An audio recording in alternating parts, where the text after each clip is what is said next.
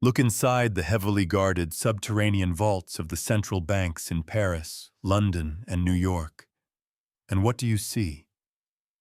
You see row upon row of gleaming, pristine gold bars stacked meticulously behind foot-thick steel doors, representing the ultimate, unshakable symbol of Western wealth, economic stability, and global dominance. But if you dare to ask a deeply uncomfortable question, the entire illusion begins to crack. Where exactly did that gold come from? France does not have a single active, commercially viable gold mine functioning on its own soil. The United Kingdom is not built on vast, subterranean veins of precious metals. The sprawling cities of Europe were not constructed because their earth was blessed with natural riches.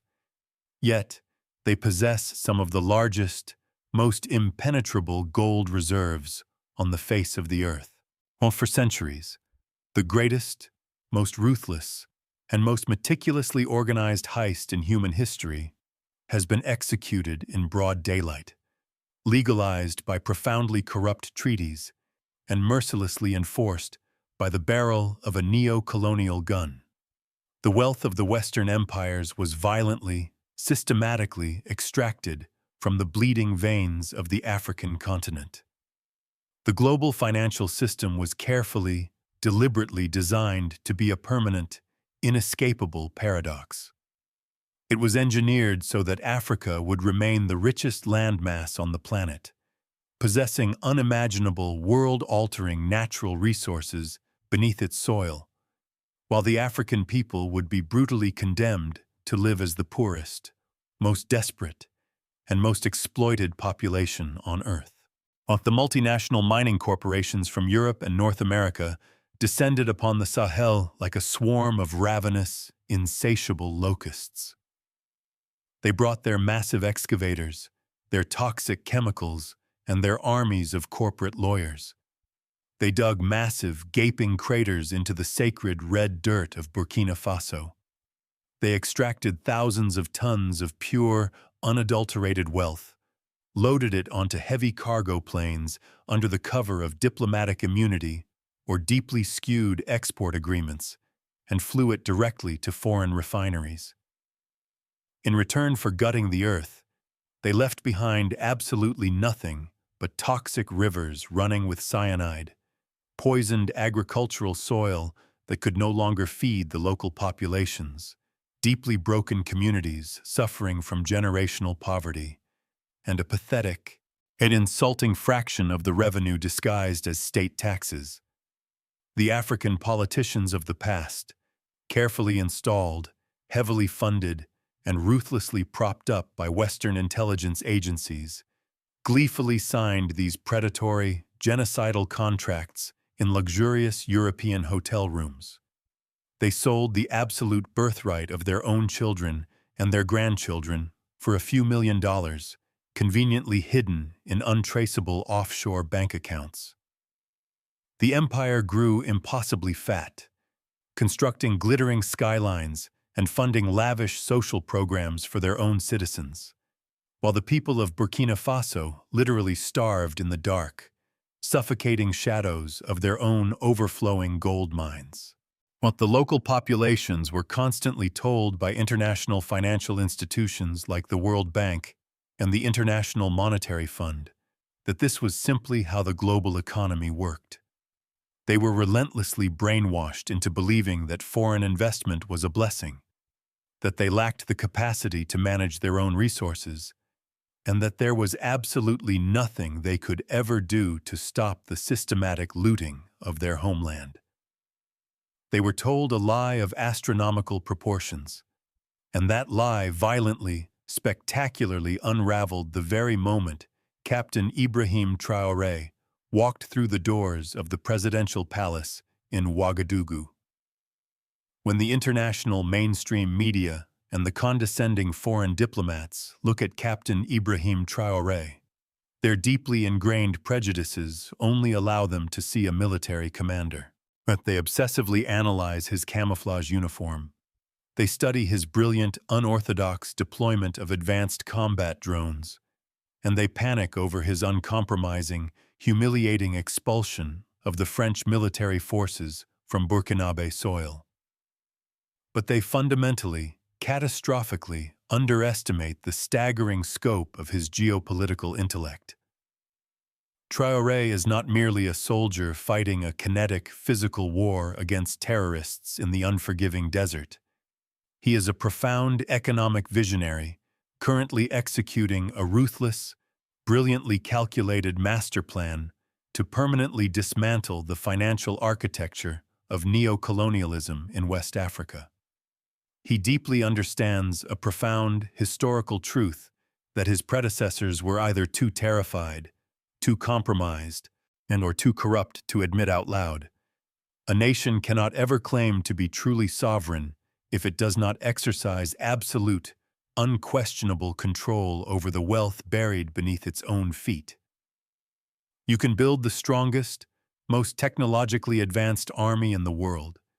You can secure your borders with walls of steel, but if foreign multinational corporations still dictate the price of your natural resources and siphon the overwhelming majority of the profits to European capitals, you are nothing more than a heavily armed, modern-day plantation. Captain Traoré did not just look at the military maps detailing insurgent movements. He looked furiously at the national accounting books. He spent sleepless nights looking at the decades of exploitative mining contracts, the gross, criminal undervaluation of Burkinabe mineral exports, and the inherently parasitic relationship between the Western mining conglomerates and his country's desperately depleted treasury. And what he saw in those ledgers ignited a righteous, unquenchable, terrifying fury within him. He did not call for polite diplomatic renegotiations. He did not invite the arrogant CEOs of these multinational conglomerates for lavish state dinners to gently ask for a slightly better percentage of the royalties. He did not travel to Paris to beg for a restructuring of the debt. He dropped an economic nuclear bomb on the entire parasitic system. In a series of sweeping, unprecedented, and ruthlessly enforced executive decrees that sent absolute cold panic rippling through the global commodities markets, Captain Traoré initiated the great Reconquista of African wealth. He began systematically suspending and investigating and completely revoking the export permits for artisanal and semi-mechanized gold mining operations that had served as massive loopholes for international smuggling rings. The days of shadowy foreign brokers flying into Ouagadougou with briefcases full of cash, buying up raw, unrefined gold at rock bottom, exploitative prices from desperate locals, and smuggling it out of the country to enrich foreign stock portfolios were officially and permanently over. He declared, with absolute, unwavering, and terrifying authority, that the wealth of Burkina Faso belongs exclusively, non-negotiably, to the people of Burkina Faso. But Traoré's furious, righteous strike went much deeper and hit much harder than simply stopping the illegal smuggling networks operating in the shadows. He took aim directly at the massive, untouchable, foreign-owned industrial mining giants that had operated with total, unchecked impunity for decades. He mandated the immediate requisition of gold produced by these multinational corporations, forcing them, by the power of the sovereign state, to sell a significant, substantial portion of their extracted wealth directly to the Burkinabe government at fair, state-determined prices.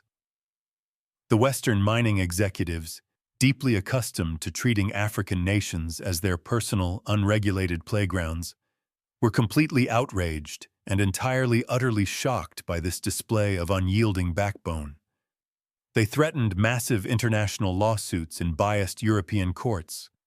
They threatened to pull their heavy operations, abandon the mines, and deliberately crash the local economy in an act of financial terrorism. But they expected the young captain to fold under the immense pressure of global capital. But Traoré did not blink. He stared down the corporate empires of the West, the men in the $1,000 suits who thought they owned the world, And he effectively told them, "You need our gold far, far more than we need your empty promises and your toxic investments. If you do not abide by the new sovereign rules of absolute African ownership, pack your heavy equipment, take your foreign engineers, and leave our soil immediately. We will mine it ourselves, we will refine it ourselves, and we will keep the profits for our own children." To permanently cement this economic revolution and ensure that the wealth of the nation could never again be stolen by foreign hands, Traoré executed the ultimate, devastating masterstroke. The greatest, most insidious trick of the colonial economic model was ensuring that Africa only ever exported raw, unrefined materials. The true astronomical value, the massive profit margins that build first-world cities, were always captured exclusively in Europe or North America, where the raw gold was melted, refined into pure bullion, stamped with a Western seal of approval, and sold to global central banks at a premium. Traoré decided to violently sever this parasitic umbilical cord forever. He boldly laid the foundation stone for Burkina Faso's very first, fully sovereign national gold refinery. This is not just an industrial building made of concrete and steel. It is a heavily fortified fortress of economic independence. By refining their own gold on sovereign African soil, to the exact specifications of international markets, Burkina Faso is completely, permanently bypassing the European middlemen who have skimmed the wealth of the continent for centuries. They are capturing the full, absolute, unadulterated value of their natural resources. They are saying to the world that an African nation no longer needs a European stamp to validate its own inherent wealth. Imagine the sheer, terrifying panic this monumental shift causes in the secluded boardrooms of Paris, London, and Washington. For generations, their economies, their high standards of living, and their geopolitical leverage have been secretly, heavily propped up by the cheap, uninterrupted, and deeply unfair flow of African resources. The French neo-colonial system in particular, anchored by the deeply exploitative CFA franc currency, he relies heavily on African nations depositing their wealth in the French treasury to guarantee the currency's convertibility. Traoré is violently, unapologetically disrupting this vital, parasitic flow of capital. The gold that was previously destined to sit in a dark, cold vault in Europe to secure the wealth and the inflation rates of the West is now staying firmly in Ouagadougou. It is being deposited directly into the newly established, fiercely protected national gold reserves of Burkina Faso. Traoré is utilizing this newly reclaimed, massive influx of wealth to fundamentally and rapidly transform his nation from the ground up. The gold that Western corporations used to steal and use to pay dividends to foreign shareholders is now being used to purchase advanced, lethal combat drones from strategic partners in the East. Yes, it is being used to heavily equip the Burkinabe military and the volunteers for the defense of the homeland with modern body armor, night vision optics, and heavy artillery. It is being used to build modern hospitals for the poor, to construct new, vital infrastructure connecting remote villages, and to guarantee the absolute, unshakable sovereignty of the state against any foreign aggression. He is literally using the sacred earth of Africa to forge an impenetrable shield to protect the people of Africa. This profound, undeniable economic liberation is the true, unspoken reason why the Western political establishment and their intelligence agencies hate Captain Ibrahim Traoré with such a visceral, unhinged, and desperate passion. This is exactly why their state-sponsored media networks constantly run coordinated, relentless smear campaigns against him, desperately portraying his government as an unstable, dangerous, and isolated regime.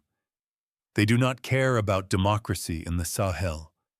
They do not care about human rights or the rule of law. They care about the gold. They care about the uranium. They care about the lithium, the diamonds, and the oil.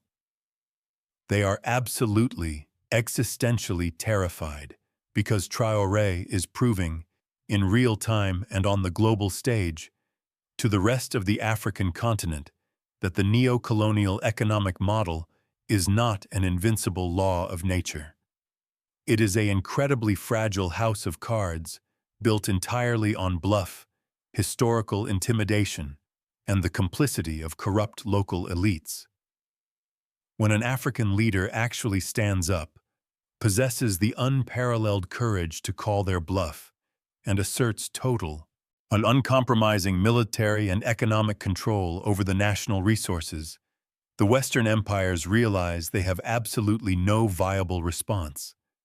They cannot simply send their expeditionary armies anymore, because Traoré's highly motivated, technologically advanced military is too strong and the population is too armed. They cannot stage a traditional quiet palace coup in the dead of night, because his people are fiercely, fanatically loyal to him and his security apparatus is impenetrable. They can only watch in humiliated, impotent rage from their distant capitals as the immense wealth they had meticulously planned to plunder for the next 100 years is decisively, forcefully taken back by the rightful owners. The era of the compliant, bowing, begging African leader is dead and buried in the red dust. The era of the exploitative and secret mining contract written in Paris and forced upon the Sahel is currently burning to the ground. Captain Ibrahim Traoré has drawn a massive, uncrossable line in the sand. He has taken the historical grief, the generational poverty, and the profound humiliation of his people and transformed it into a devastating, highly effective weapon of economic warfare. He has turned the victim into the victor. The great Reconquista of the Sahel has begun, and the shockwaves are destroying the financial foundations of the old world. The gold is finally, permanently coming home. If you feel the undeniable power of this righteous African awakening, if your blood boils at the historical injustice and you recognize the absolute, non-negotiable necessity of economic liberation for the entire continent, but you cannot let this truth be silenced by the algorithms of the empire. The digital systems of the West are designed to bury this reality, to hide the rise of the new African kings. You must become the resistance. Hit the like button with the fury of a people claiming their destiny to force this message into the global feed. Share this video with every single person who still wonders why Africa, the richest land on earth, has been kept poor for so long. Subscribe to Africa Unchained to witness the real-time, undeniable dismantling of the neo-colonial empire. We are not just telling stories, we are documenting the revolution. The chains are finally broken, the empire is starving, and we are taking it all back.